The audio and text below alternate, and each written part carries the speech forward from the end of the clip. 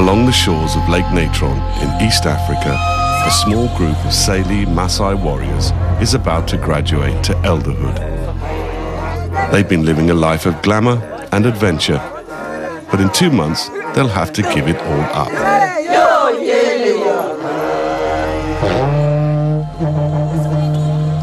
At their Ayanoto graduation, they'll join over 800 age mates for the largest ceremony of their lives. Here they'll sing their final ballads, dance as warriors for the last time, be overcome by their emotions, and lose their most prized possession, as a new generation of Saili elders is born.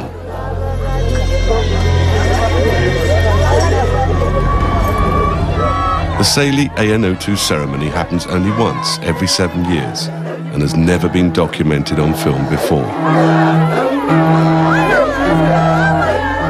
A first-time look into the private world of warriors and their passage to elderhood.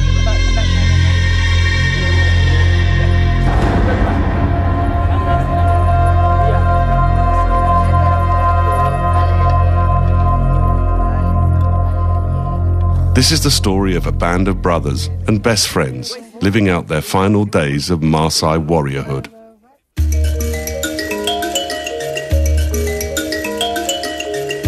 The Saili Maasai live in Tanzania, East Africa, and number about 20,000. The territory has few roads and is rarely travelled. As pastoralists, they live off milk, blood and meat of their animals. Semi-nomadic, they follow good pasture when needed.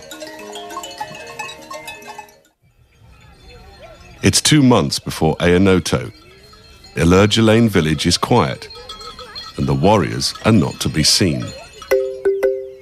They've left to attend Ulpul, a private meat feast held in a secret canyon.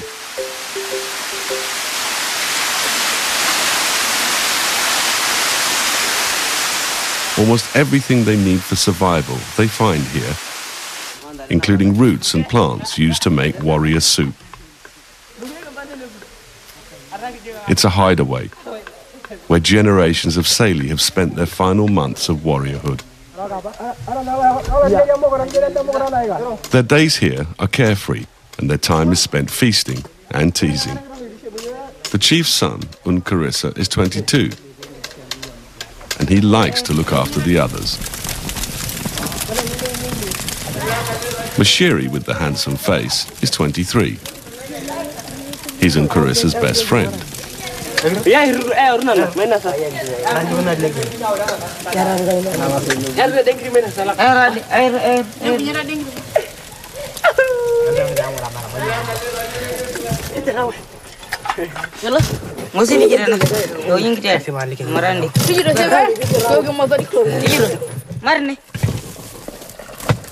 Young boys from home are also there and in training. They'll be the next in line for warriorhood.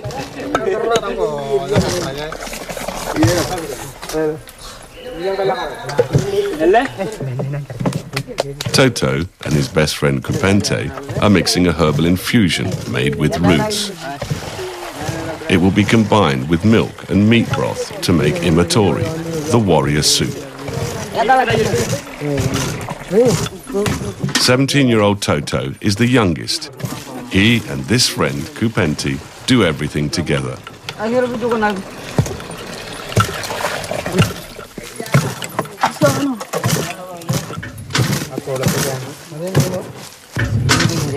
The milk and meat broth is blended well before the root infusion can be added.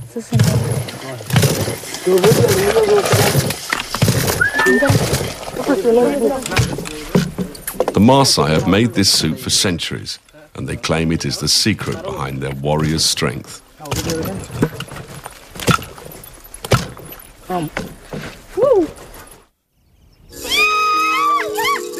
The next day, warriors camping across the canyon pay a visit. They all have one thing on their minds.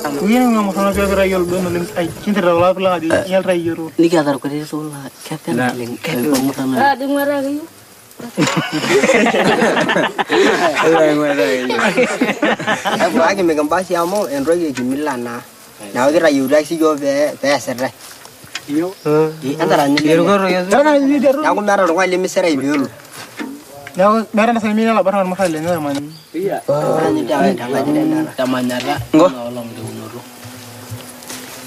I do a guy, you know, from Bogan, a Barn Bogan.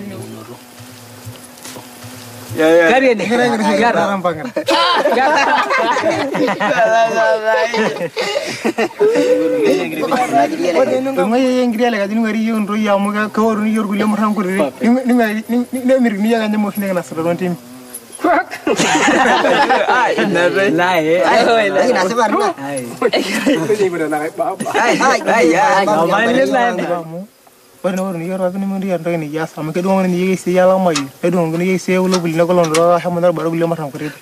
I'm in the looking at the book for you.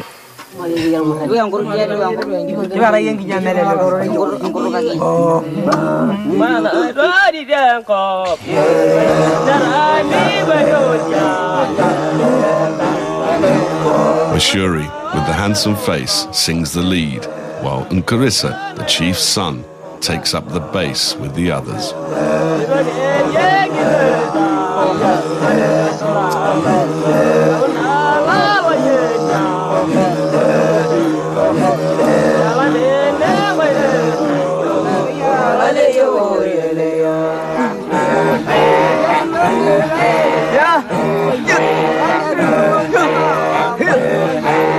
The warrior's herbal soup brings on a state of excitement and euphoria. The singing helps them leave their worries for another day.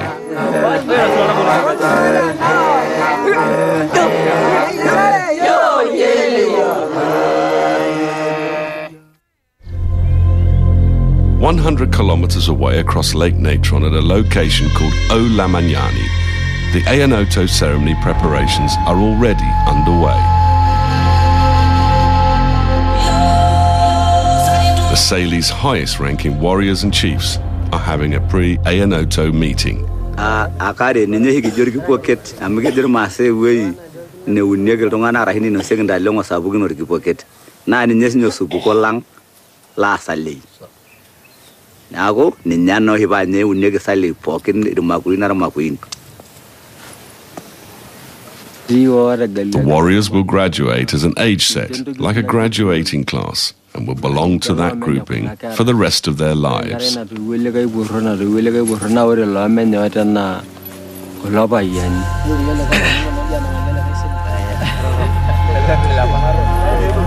meeting is over, and everyone can go back to the manyata.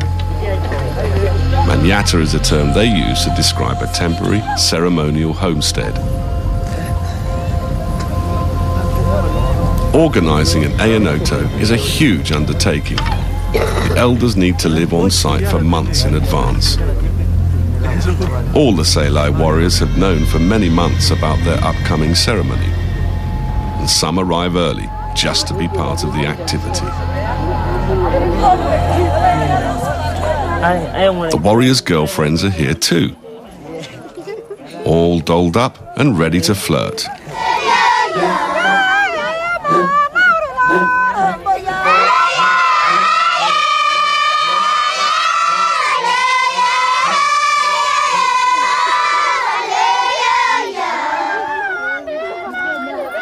Warriors are forbidden to have sexual relationships with circumcised women, but they are expected to have close friendships with uncircumcised girls who are too young to be married or get pregnant. These relationships are mostly platonic, especially with the youngest girls.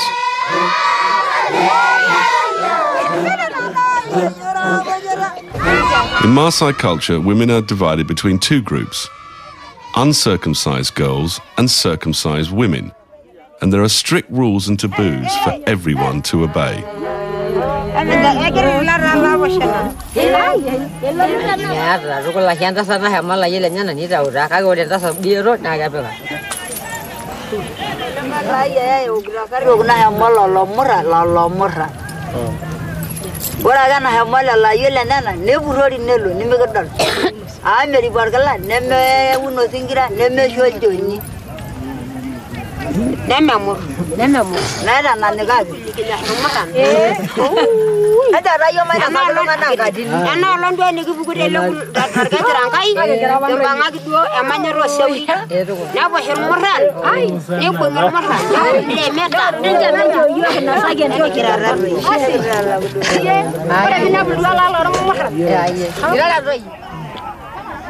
While the mothers and grandparents reminisce about their glory days, the warriors find plenty to keep them busy.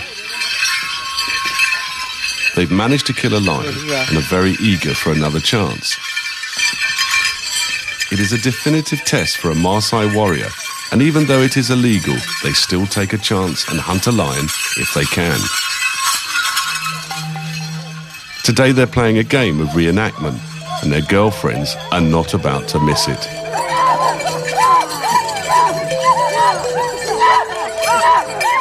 They act out the hunt as they remember it.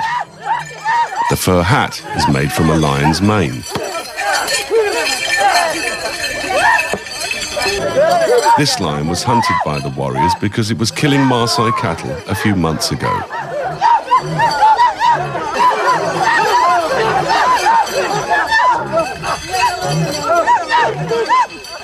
Several warriors were injured in the hunt.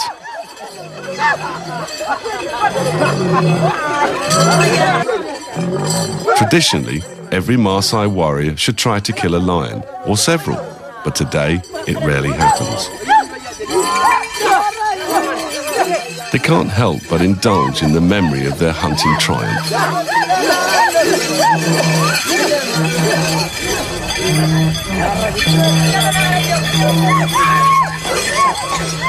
The hunting game over, their attention goes back to girls.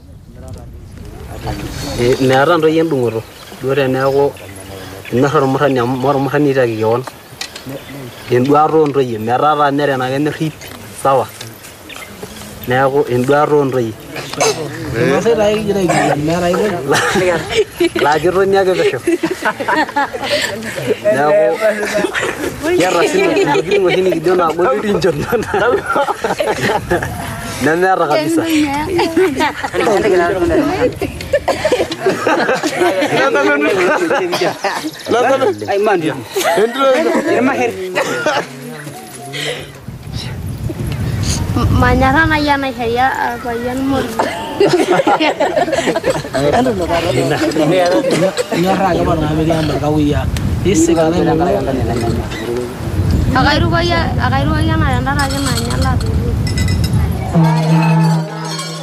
As soon as a girlfriend passes her puberty, she'll be circumcised and married.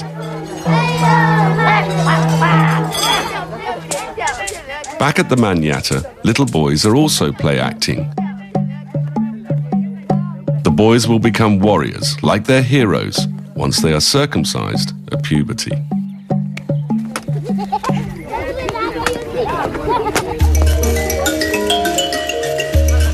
A few weeks have passed, and back at Allerja Lane village, our warriors are still up at the secret canyon.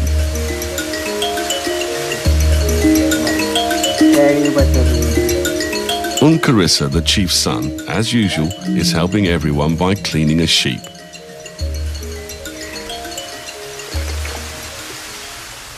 They drink and eat as much as they can now to build their strength for Ayanoto.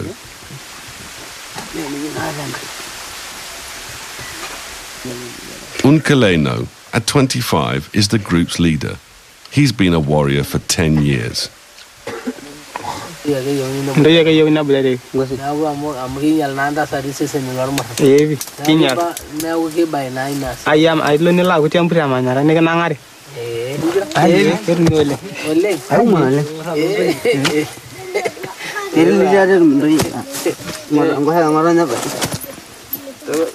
The eldest warriors are already thinking about their future.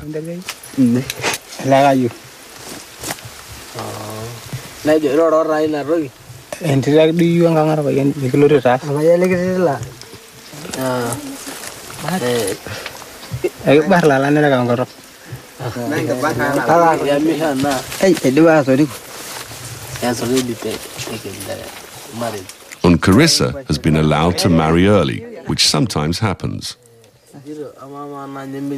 Milia, who is only 18, already has other interests.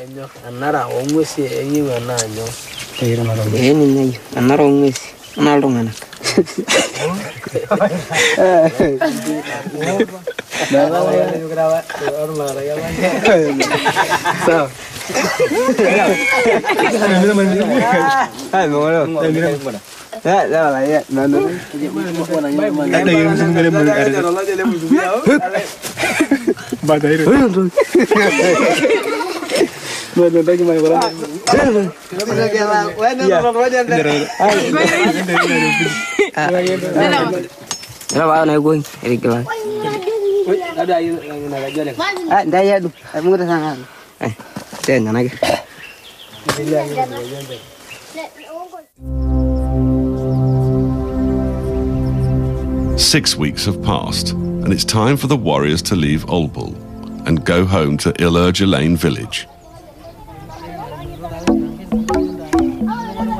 They come home in warrior formation. It is a formal occasion, and everyone in the village prepares to greet them in the traditional fashion. Girls as escort, while mothers proudly line up to welcome them back.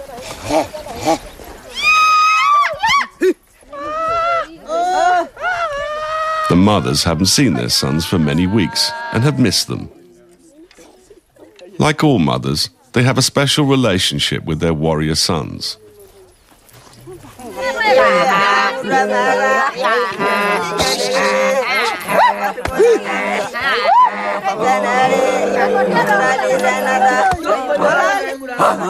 The girls are also happy to see their boys home, including Carissa's bride, Nashuru. She will see him later, but first he must catch up with his mother, Namposo, at her house.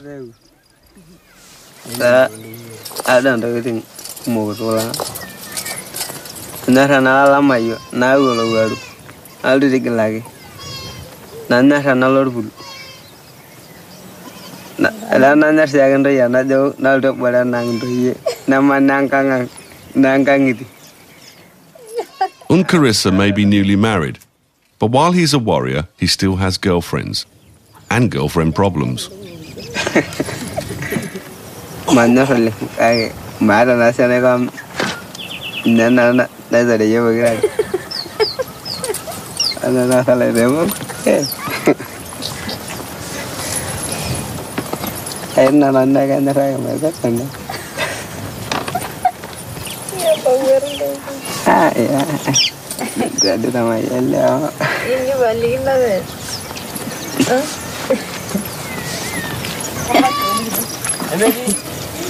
Aina deh gimana sendok sedih, ni kayaknya lagi beda. Kamera ya lu ngani dulu kamu rasa. Era Mario ke sedih, kamera ya payen. Ya kain saya harus mangkai. Nanti di bandar sana berpayen. Berpayen ni, nenek berpayen nantasat. Di berpayen lemi di mahir berpayen yang kaji. Maka terhormat nasibnya. Iya, gue udah bebur lamon. Nih, pembincar bayi nang kaji amna, nang kan ramai remasta.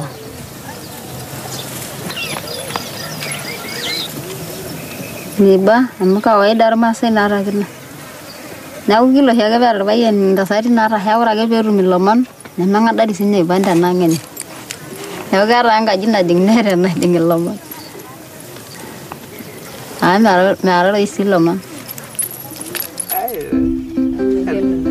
The Maasai name for home and wife is one and the same. Good manners dictate that whenever age mates visit a friend, he should be given a home to sleep in. But the wife can decide if she wants to sleep with the visitor. That is entirely up to her.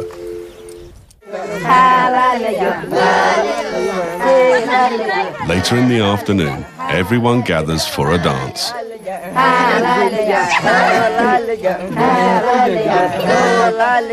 It's a chance for Nkoleno to show off. And now Nkarissa has to take up the challenge.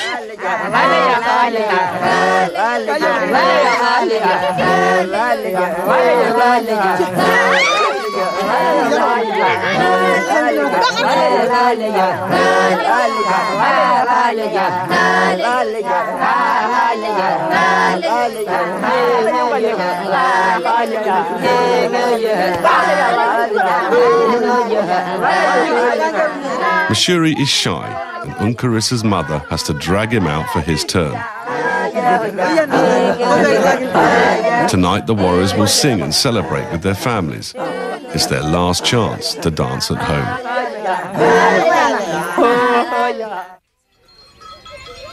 Next day, at Ilja Lane village, the children attend to the flocks, while Mashuri fixes Milia's hair. It's almost time to leave for Ayanoto, and the warriors are styling themselves. These long locks are actually hair extensions made from string. It takes years to grow long hair, and the younger warriors like Milia have not had the time.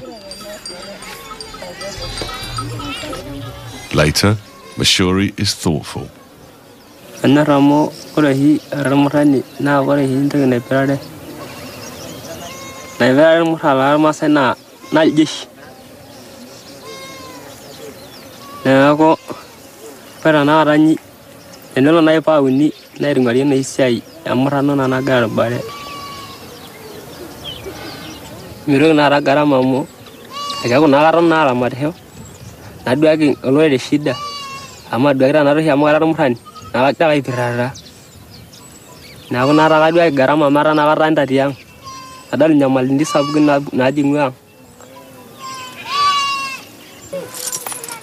His parents have 8 children and few cattle.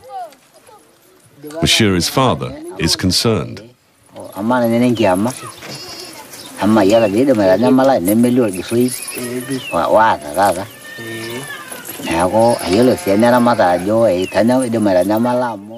Mashuri and his younger brother, Kupente, are going to have a hard time after graduation because their family can't afford to pay bride prices.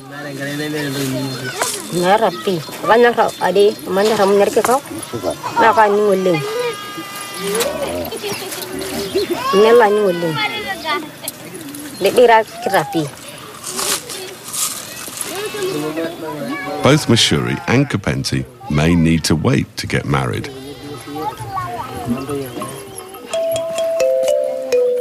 Nkarissa's new bride, Nashuru, is looking forward to life after Ayanoto.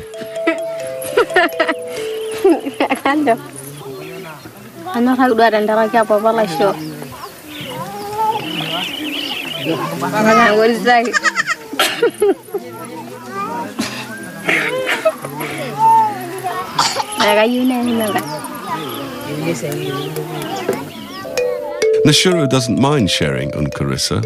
She will enjoy the company of a second wife.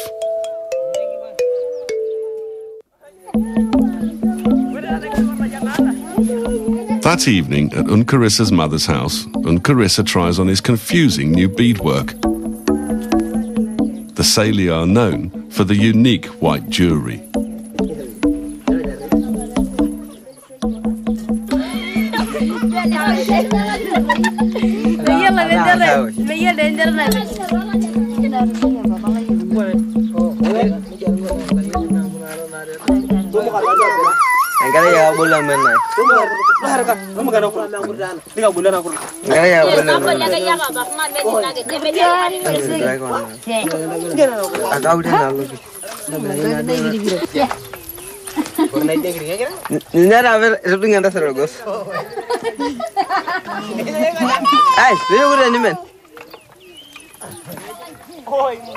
Emotions are running high. Everyone is excited. It's the warriors' final night at home and the last chance to get ready. Tomorrow, they leave for Ayanoto.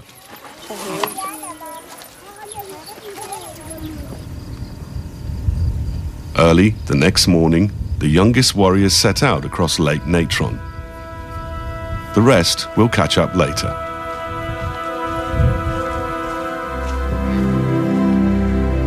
It's a 100-kilometer walk to get to the Ayanoto Manyata, and it's going to take several days.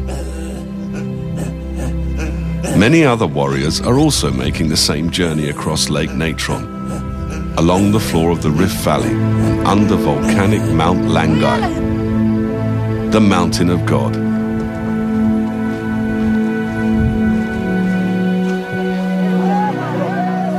At Olamanyani, the Ayanoto Manyata has now moved to a nearby location and has been rebuilt for the big ceremony. The weather has turned cold in the highlands and is a shock for those arriving from the lower altitudes. Unkaleno, Mashiri, Unkarissa, and the rest arrive exhausted and hungry. They're going straight to the Manyata to find out where they'll be sleeping. In the Manyata, warriors welcome the Laibon. He's the chief soothsayer for the Saili, and he spits his blessings.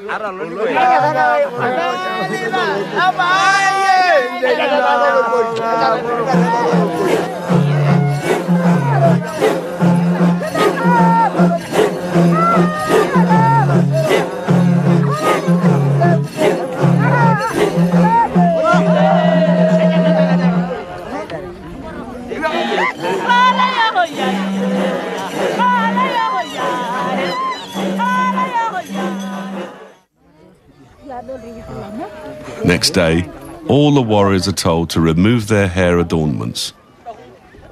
This is the beginning of their dressing down. Everything is almost ready for the ceremony to begin. The Osingira house will be the center and climax of the Ayanoto. Only good warriors who stayed away from circumcised women will be allowed to enter when the time comes. The boys from Ilja Lane find shelter out of the wind.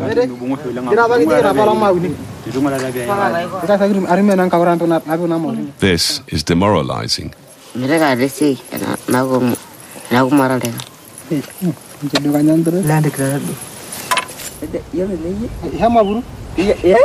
The first step in losing their warrior splendor. Everything has to come off for the ceremony. Only their real hair will remain.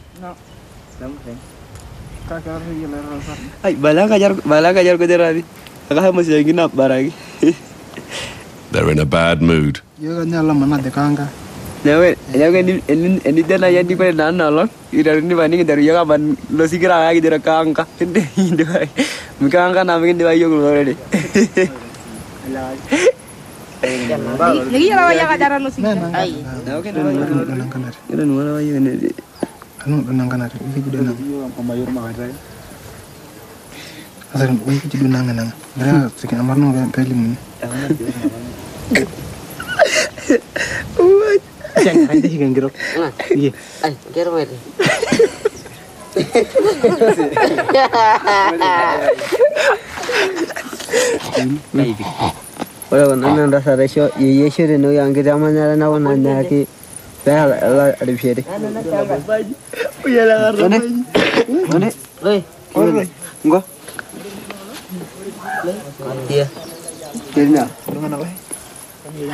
The older warriors have grown beautiful long hair, perfect for dancing.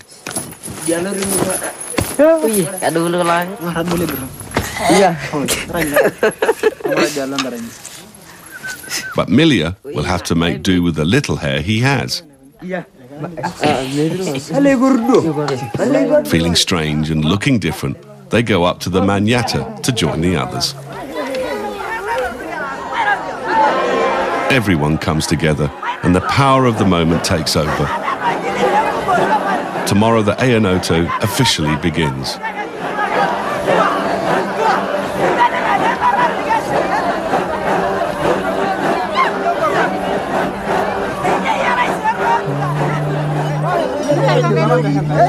The first day of the 5-day ceremony has arrived. The elders now paint everybody in warrior red.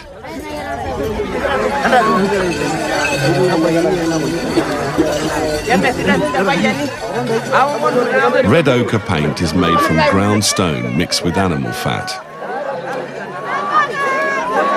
17-year-old Toto is next.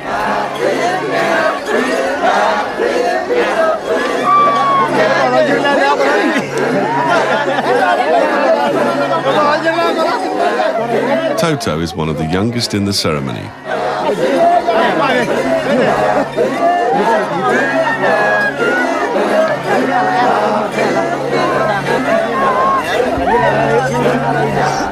And Carissa is painted by his father, the chief. They are careful to behave formally. This is an official occasion, and his father must not show any favoritism. Mashiri follows, and nearby, so does his little brother, Kupente.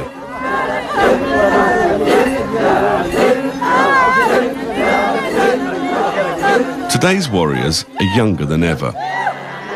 In the old days, the Maasai really needed their warriors for protection. Today, warriorhood is a luxury, and many families push their children through as fast as possible so they can go on to school or work. Once their war paint is on, they get up and go wild.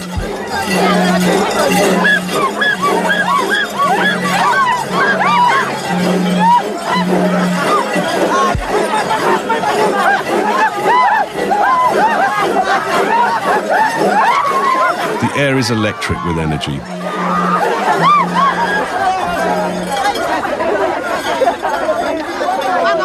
Unkalino, the leader, is happy to find his friends from the secret canyon. There are so many warriors here. A familiar face is a wonderful surprise.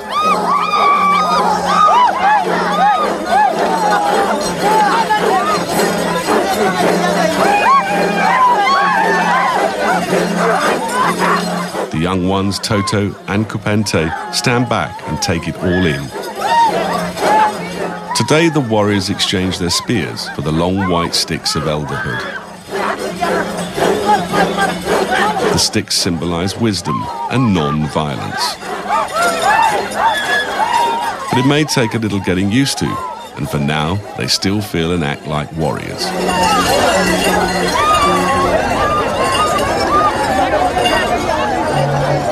Painted in red ochre from foot to head, today and tomorrow, the warriors celebrate the ideal of warriorhood and live it out for the very last time.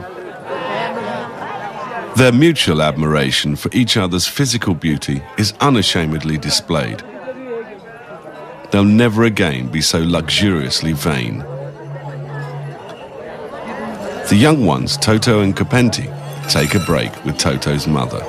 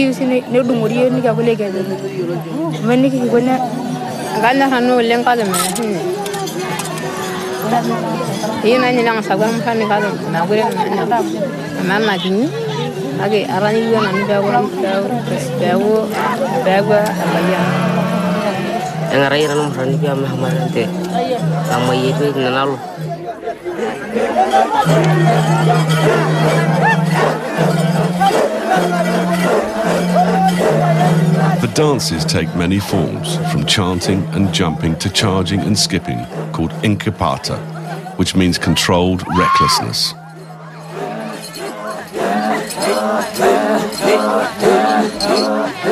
When the sun sets, it's time for food and rest. There are now over 800 warriors, and altogether 3,000 present at the ceremony. Day 2 of the Ayanoto is another red day. Toto and Kupente join Unkarissa for Empatia, a dance to see who can jump the highest.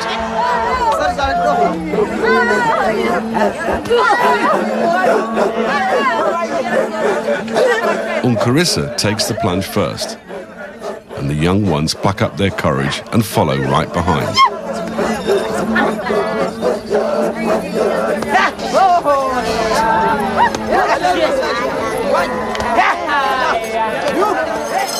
In the past, lion mane and ostrich feather headdresses were common.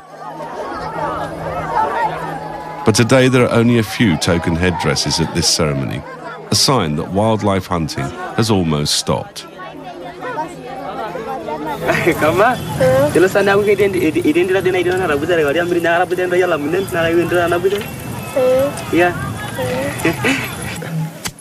It's early afternoon. Mashiri and Uncarissa take a break with some local girls.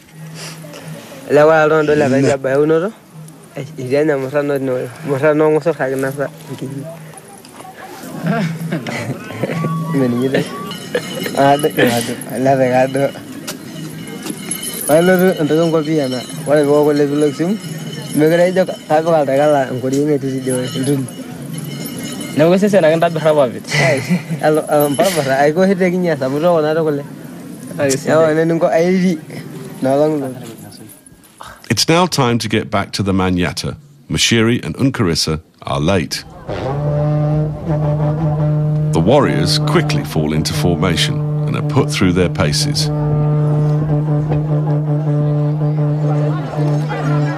The Maasai ruled much of East Africa for several hundred years. Their unmatchable strength was due to their military discipline.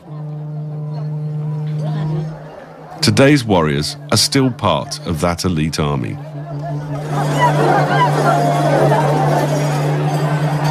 The party begins again in the Manyatta. With the mounting tension, some fall into Mbashona. The word Mbashona means ecstasy or going wild. It's a trance-like state which lasts for several minutes.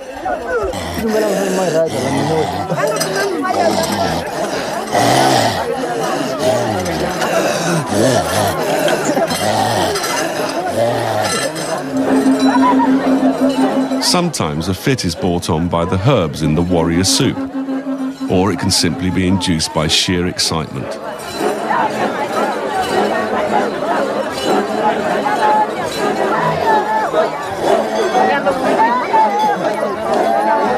The fit wears off as quickly as it comes on, and they return to normal and get back to the party.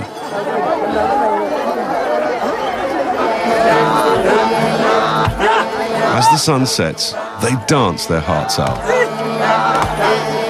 This is the end of the Red Days, and they're one day closer to elderhood.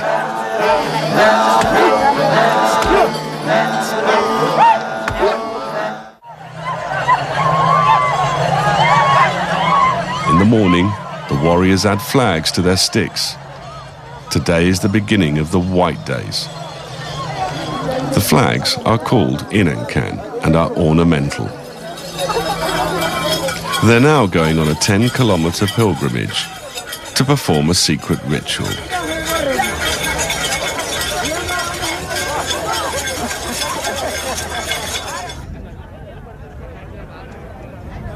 Legend says that the Maasai adopted their soldier attire and military techniques from a lost Roman legion many centuries ago. They march over a mountain and down into a valley to the sacred site, where they are painted white.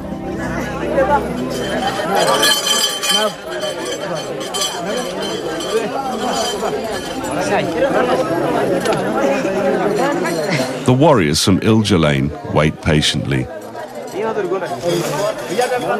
Finally, it's their turn to perform this hidden ritual.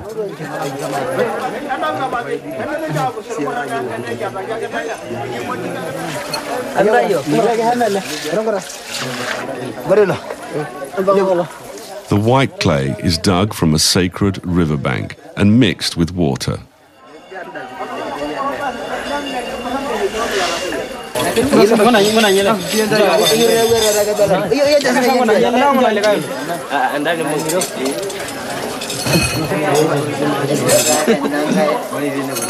It is understood amongst the Maasai that anyone painted in white must not fight or be provoked.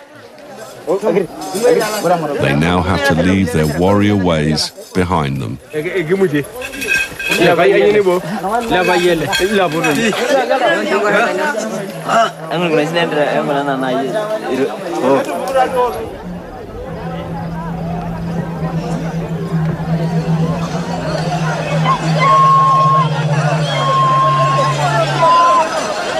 Several hours later, the warriors burst into the manyatta, transformed. The sound of kudu horns fills the air as they proudly present their white striped bodies.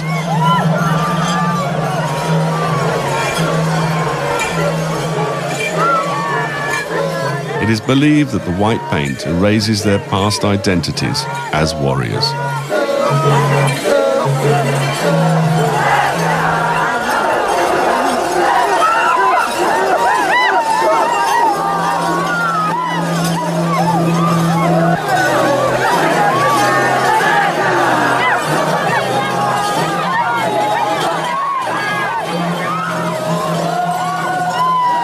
Unkarissa stands back and contemplates. There are only 2 more days left of the ceremony, and he knows that his time as a warrior is almost over.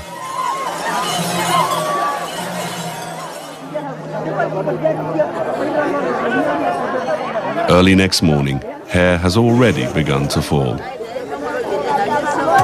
49 warriors are chosen to be shaved first, a day ahead of everyone else.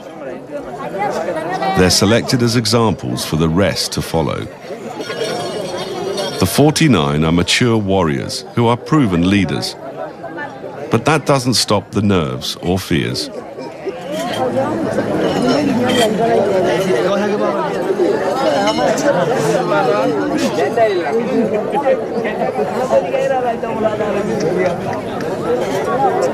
Right now, the mothers play the most important role in their sons' lives since the day they gave birth to them.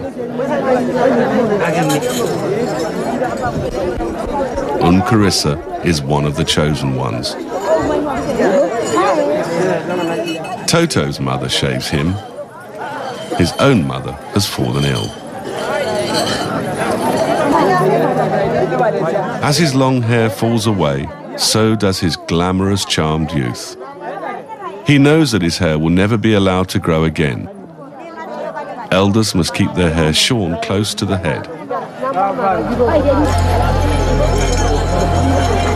Unkarissa's crown has been tossed to the ground. Even the eyebrows must be shaven clean.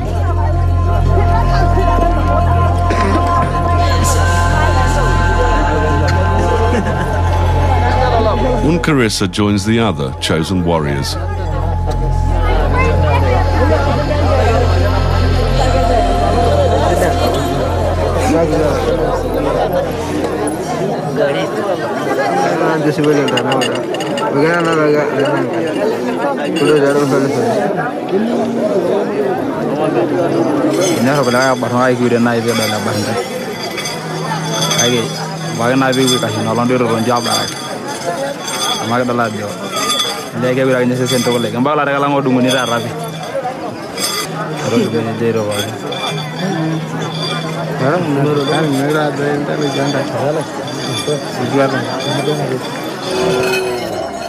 The 49 warriors will now lead a sacred black bull to sacrifice.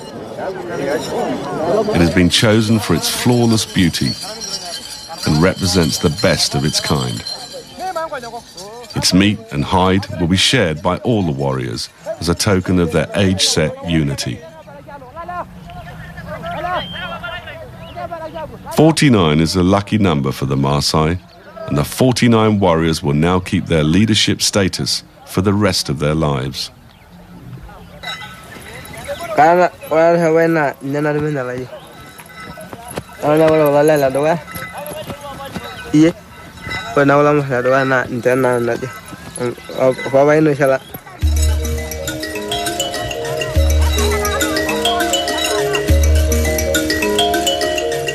Unkarissa has a bright future as an elder. He'll take over the family cattle herds and eventually fill his father's shoes as a leader.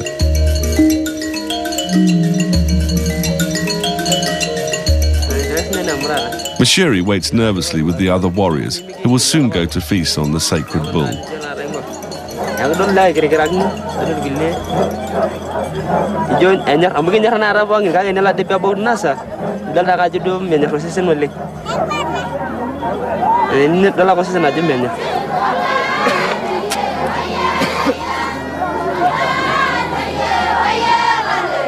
All day and into the evening, the proud mothers wait for their son's return from the feast. The climax of the ceremony will soon unfold around the Osingira house.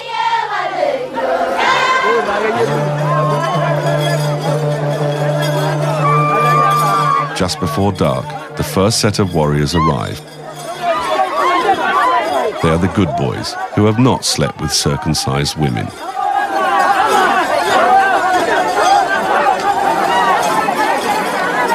Out of 800 warriors, only 43 have made it.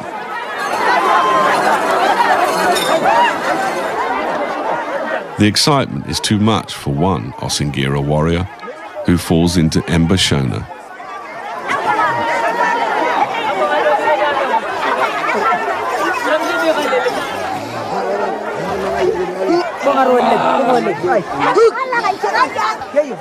They measure the strength of a fit by how many people it takes to restrain the trancer.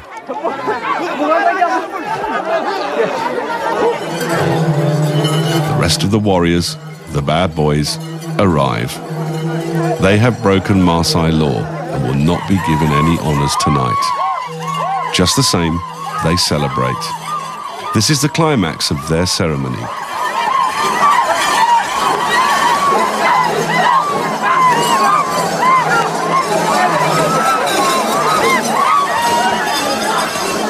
They take a wide berth around the Osingira house.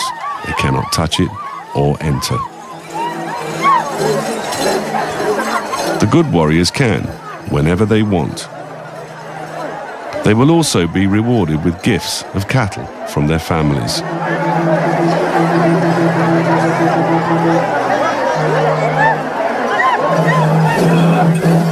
None of the Ilja Lane warriors made it, not one.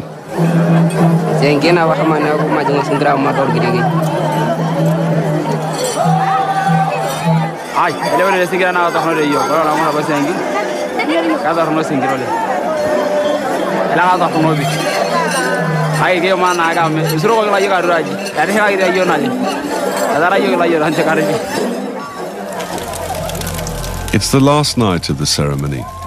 Tomorrow morning, the dreaded moment will arrive. Early the next day, Mashiri is one of the first. His mother uses milk to help soften the hair for shaving. Elderhood weighs heavy on his mind. As a warrior, Mashiri had few equals, but now he feels the full weight of life's difficulties approaching. Though respectable, his family only possesses 5 cows. The average amount is 20 or more. Mashiri will need to be clever at attaining cattle to get married.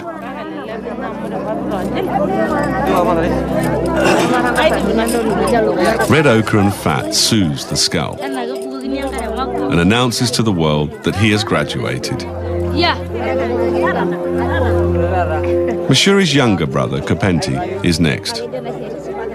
He's in the same situation, but at 18, he's still young for life's responsibilities. He and other young warriors may decide to go to school if they get the chance. Girlfriends quietly look on.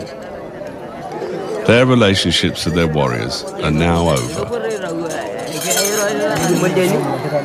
The hair is discreetly cleaned up by the mothers. The warriors are now elders.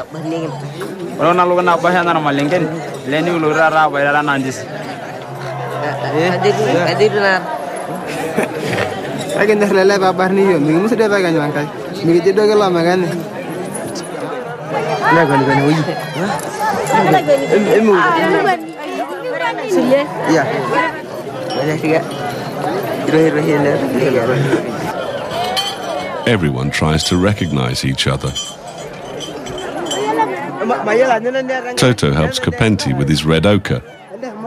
They're already taking pride in their new image.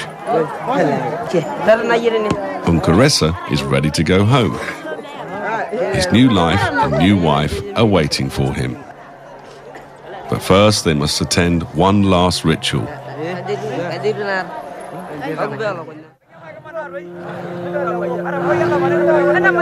The new generation waits to be sprayed with milk and blessed by their elders.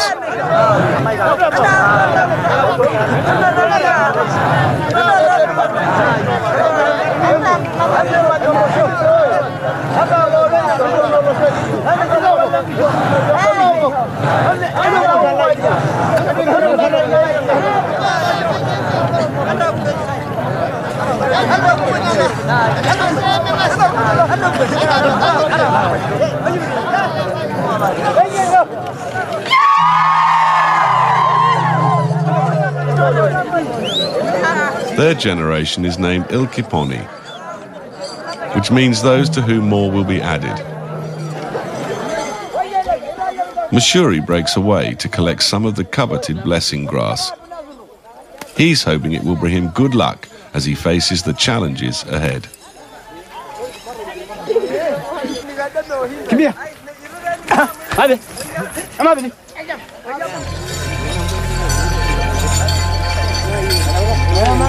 They've completed their graduation. It's their final march together. Over 800 new Salai elders are ready to go home.